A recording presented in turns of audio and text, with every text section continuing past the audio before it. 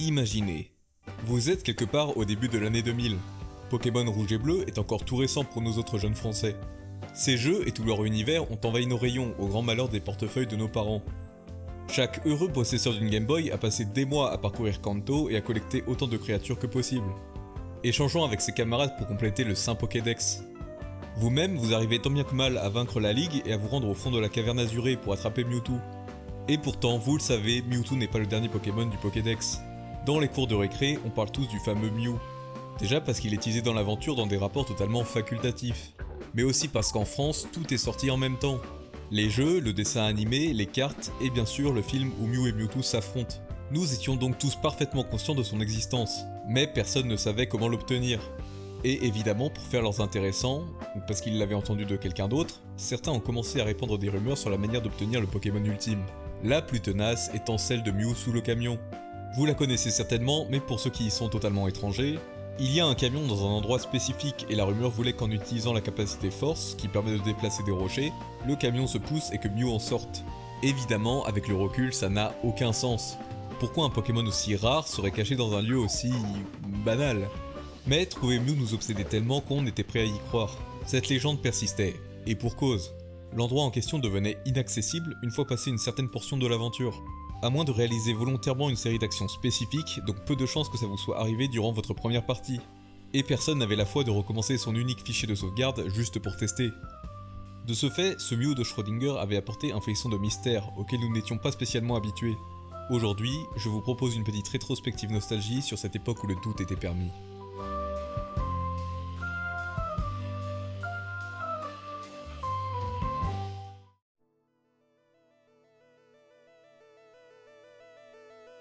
Aujourd'hui, on ne s'étonnerait plus de découvrir des secrets dans un jeu, mais pourtant il a bien fallu que quelqu'un l'invente. Le premier easter egg reconnu vient du jeu Adventure sur Atari 2600. Il s'agit d'un jeu action-aventure très basique dans lequel on parcourt un labyrinthe en affrontant quelques ennemis. En poussant un peu l'exploration, on peut trouver un objet sous la forme d'un pixel gris. Cet item se révèle en fait être une clé qui permet d'ouvrir une salle secrète dans laquelle on découvre l'inscription créée par Warren Robinett. Pas très excitant mais pourtant extrêmement important. Car en effet, à l'époque où Atari monopolisait le marché du jeu vidéo avec sa console, seul le nom de la compagnie était crédité. C'était un moyen astucieux que le développeur avait trouvé pour intégrer sa paternité à l'intérieur de son œuvre. Ce secret a même fait la renommée du jeu. On le retrouve par exemple intégré dans le film Ready Player One de Steven Spielberg. D'autres ont suivi son exemple, comme le tristement célèbre E.T. sur la même console, dans lequel on pouvait faire apparaître les initiales du développeur Howard Scott Warshaw en ramassant les objets dans un ordre précis. Pour être tout à fait exhaustif, on recense d'autres secrets dans des jeux antérieurs à Adventure, comme Starship One sur arcade, dans lequel il fallait entrer une combinaison de touches sur la borne pour afficher le message High Run, mais qui a seulement été découvert en 2017. Il y a également le jeu textuel Colossal Cave Adventure, dans lequel on avançait en entrant des commandes dans la console. Il existait des pièces cachées et des messages humoristiques débloqués en utilisant certaines commandes à certains moments, notamment la fameuse commande Xizi, qui devint une référence en matière de commandes cachées. Mais on peut débattre de s'il s'agit d'un vrai jeu vidéo. L'easter egg d'Adventure était pour le moins facile à trouver du fait de la simplicité du jeu. Il n'y avait pas assez de mémoire pour programmer des secrets trop extravagants. Mais avec l'avancée technologique, les développeurs qui avaient pris goût à cacher des mystères dans leur création avaient désormais de nouvelles armes pour le faire. Et les deux cas de Starship avec sa combinaison de touches et Colossal Cave Adventure avec ses commandes secrètes sont deux de ces armes qui vont nous intéresser.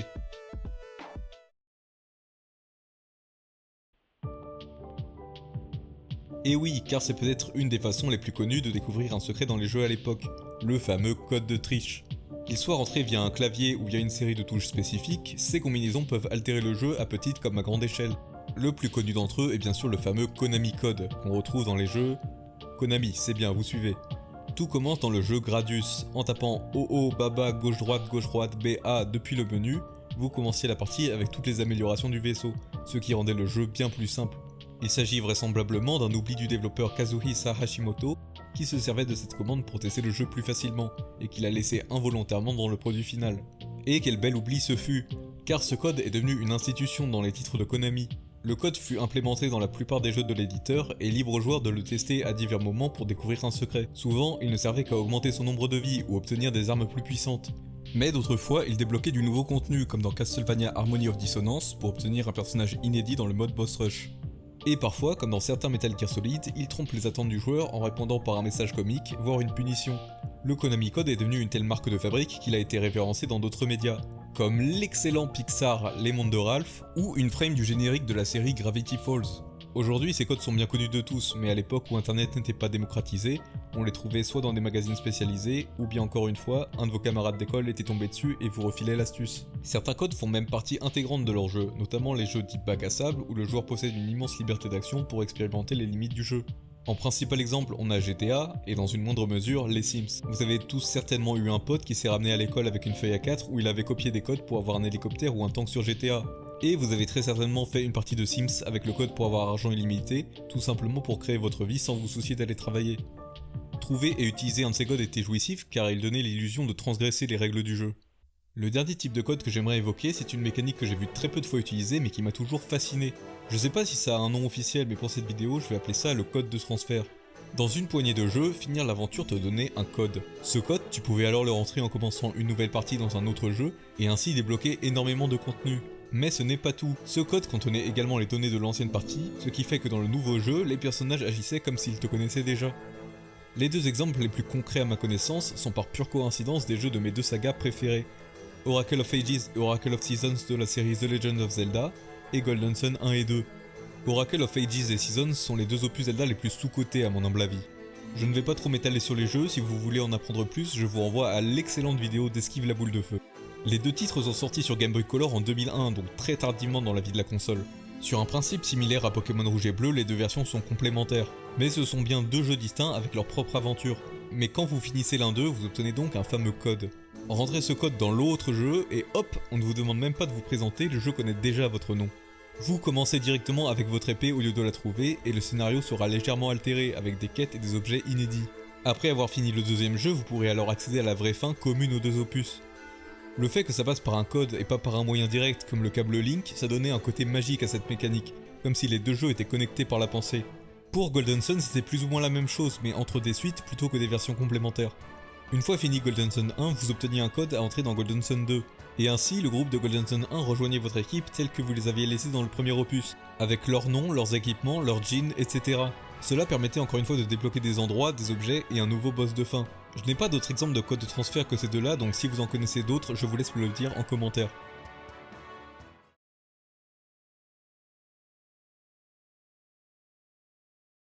Si vous y réfléchissez, est-ce que vous avez des exemples de jeux récents qui utilisent des codes?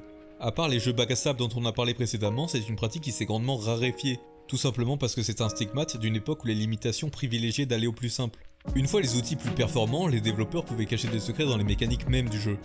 Que ce soit en poussant l'exploration, en atteignant un score élevé, ou un temps assez court, ou en résolvant une énigme un peu corsée. Dans les pionniers du genre, on peut citer le premier Metroid, dans lequel finir le jeu assez rapidement révélait la féminité de Samus sous son armure.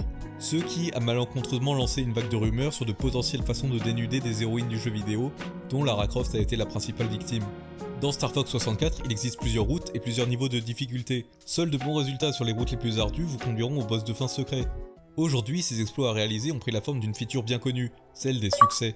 Introduits par la Xbox 360, les succès, ou achievements, sont des objectifs à remplir dans un jeu mais qui ne sont pas intégrés au jeu lui-même, mais plutôt au compte d'un joueur. Que ce soit un compte Xbox Live, Steam, etc. Ils peuvent être cachés ou non, mais sont très efficaces pour susciter différents comportements chez les joueurs. Ils permettent la rétention puisqu'un joueur aura tendance à vouloir en compléter le plus possible, donc à passer plus de temps sur le jeu, et ce sans même avoir à coder de nouveaux contenus.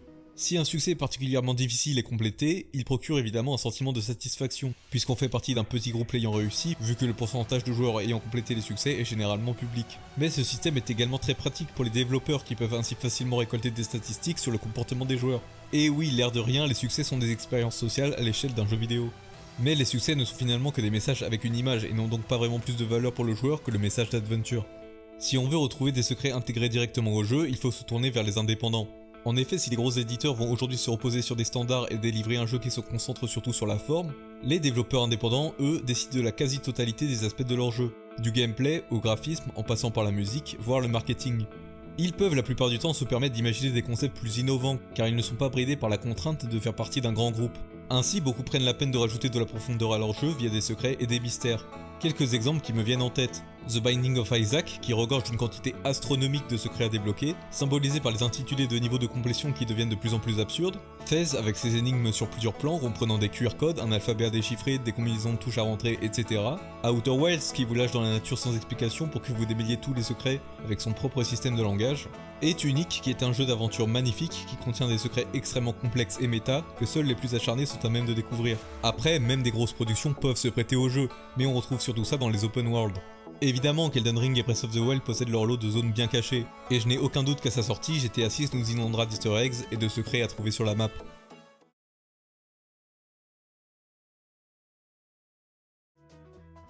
La mode des secrets et des easter eggs est loin d'être terminée, elle ne fait qu'évoluer avec son temps. Même aujourd'hui, il y a des gens qui sont convaincus qu'il reste des secrets à découvrir sur d'anciens jeux comme Shadow of the Colossus. Et certaines communautés niches mais actives continuent de cultiver le mystère sous d'autres formes, comme les ARG qui sont des jeux de pistes communautaires, parfois partiellement ou totalement sous forme de jeux vidéo. Mais ce qu'on a perdu, c'est plutôt la mode des rumeurs et des légendes urbaines. Je vous ai cité la légende de Mew sous le camion en début de vidéo, mais c'est loin d'être la seule. Hell is Real 2401 dans Super Mario 64, la Triforce qui serait cachée dans Ocarina of Time, les personnages cachés dans Street Fighter 2. Mais aujourd'hui, aucune rumeur de cette ampleur ne pourrait envahir les cours d'école, tout simplement parce qu'on vit maintenant dans une société de l'instantané. Avant même qu'un jeu sorte, il y a de grandes chances pour que des leaks soient répandus sur les réseaux sociaux, parfois par l'éditeur lui-même. À partir du moment où un data miner met la main sur le code source et le rend public, le jeu n'a plus rien à cacher. Même les enfants maintenant ont accès de plus en plus tôt et de plus en plus facilement aux réseaux sociaux, et seront moins enclins à s'émerveiller sur des légendes urbaines. Je trouve que ce thème des codes, des rumeurs et des secrets est assez symptomatique d'une époque passée où régnait une certaine insouciance. Et j'avoue que même si ça fait vieux con, je suis un peu nostalgique de cette époque où le flou, l'inconnu et l'incertain faisaient partie de l'expérience de jeu.